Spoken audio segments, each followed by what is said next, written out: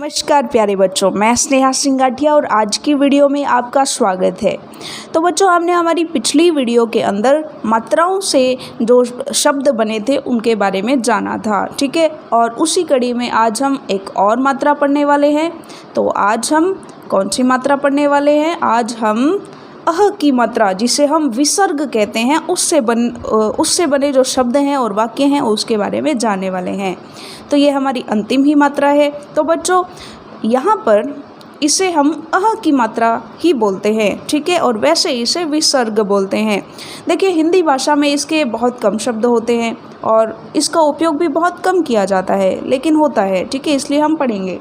तो यहाँ पर लिखने के क्रम में किसी भी वर्ण के बाद एक ऊपर और एक नीचे, बिल्कुल बराबर में ऊपर और नीचे दो बिंदियां लगाई जाती हैं, जैसे आपके सामने हैं, ठीक है।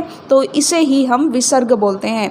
जब हम इसे बोलते हैं उच्चारण के दृष्टिकोण से, तो यहाँ पर अह की ध्वनि जो है वो प्रकट होती है। जैसे प के साथ लगाई तो पह, अ के साथ लगाई तो अह, त के साथ लगाई तो तह।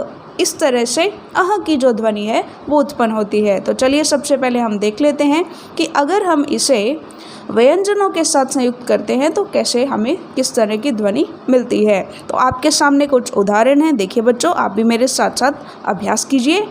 सबसे पहले है द के साथ अह की मात्रा लग जाएगी तो ये बन जाएगा दह।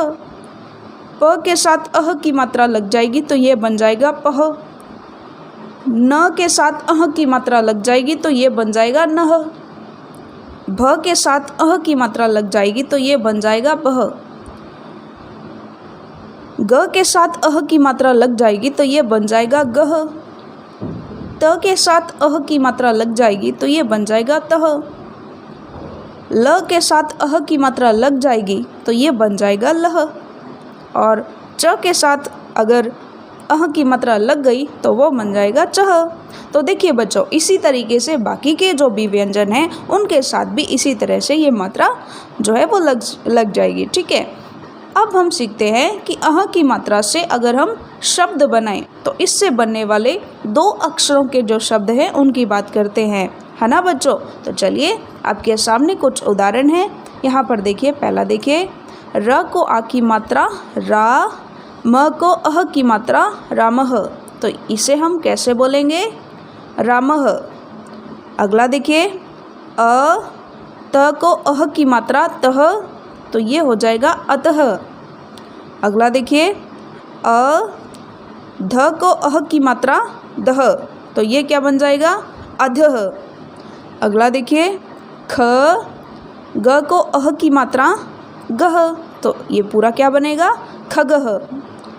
अगला देखिए, न म को अह की मात्रा मह, तो ये क्या बन जाएगा?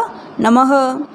अगला देखिए, द को छोटे ऊ की मात्रा दू और इसी के साथ लगा हुआ है अह, उसके बाद ख, तो ये कैसे बोलेंगे हम इसे? दुह ख। देखिए, दुह ख, इस तरीके से। अगला देखिए, प को छोटे ऊ की मात्रा पू, न को यहाँ पर अह की मात्रा लगी है तो हम इसे बोलेंगे पुनः। अगला देखिए, श न को आय की मात्रा और इसी के साथ यहाँ पर लगा है विसर्ग यानी अह की मात्रा, तो हम इसे बोलेंगे शनेह। शनेह यानी ने और अह दोनों एक साथ प्रकट होंगे, ठीक है बच्चों। तो बहुत बढ़िया। तो आपने विसर्ग यानी अह की मात्रा से बने दो शब्दों के बारे में, दो अक्षरों के शब्दों के बारे में जान लिया। और अब हम अह की मात्रा से बने तीन अक्षरों के शब्दों को भी जान लेते हैं। चलिए, कुछ शब्द आपके सामने हैं, उनको पढ़कर दोहराइए मेरे साथ साथ। आप भी अभ्यास कीजिए। फ ल त को अह की मात्रा तह, क्या बना? फलतः यानी फलतः। अगला देखिए, यहाँ पर देखिए, दू के बाद यहाँ पर विसर्ग लगा है यानी अह की मात्रा लगी है, तो यहाँ पर हमें थोड़ा विराम के साथ ह यानी अह की जो आवाज़ है वो निकालनी होगी और फिर आगे का हमें पढ़ना होगा। तो हम इसे कैसे बोलेंगे? दुह सह यानी दुह स, यानी दुह स ह, इस तरीके से। लेकिन ह को पूरा नहीं बोलना है, अह की आवाज़ के साथ प्रकट होगा। दुसह अगला देखिए अंततः, उसके बाद है मूलतः, इसी तरीके से दुखांत, निःशंक, निःसार, इस तरीके से, है ना बच्चों। यानी निःसार, निःशंक, दुःखांत, दुःसह, मूलतः, फलतः, इस तरीके से, है ना बच्चों। तो यहाँ पर हमने अह की मात्रा से बने 3 अक्षरों के शब्दों को भी जान लिया है। अब हम देखते हैं 4 अक्षरों से बने शब्द। तो आपके सामने कुछ शब्द दिए गए हैं, चलिए आप मेरे साथ साथ अभ्यास कीजिए। देखिए सबसे पहले है अ, क्ष, र, क्ष के साथ अह की मात्रा यानी क्षः, यानी अक्षरक्षः। अगला देखिए स के ऊपर देखिए यहाँ पर बिंदी लगी हुई है यानी अंग की मात्रा है, तो संभवतः यानी संभवतः। अगला देखिए नी के बाद विसर्ग लगा है यानी निःसार। अगला देखिए मूलतः, उसके बाद संक्षेप्तः यानी संक्षेप्तः। इस तरीके से हम 4 अक्षरों के शब्दों को हमने सीख लिया है। तो चलिए अब हम इन शब्दों से बने कुछ वाक्यों का भी अभ्यास कर लेते हैं। तो आपके सामने कुछ वाक्य हैं, चलिए इनको पढ़ते हैं।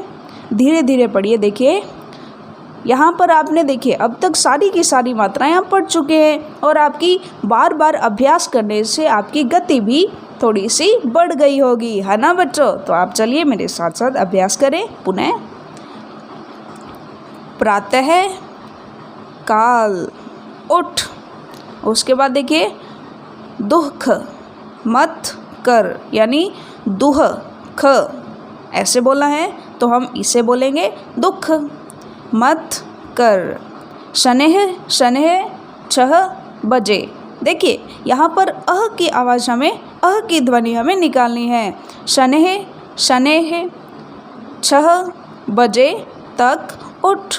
अगला देखिए पुनः, पुनः भलाई कर यानी बार बार भलाई कर।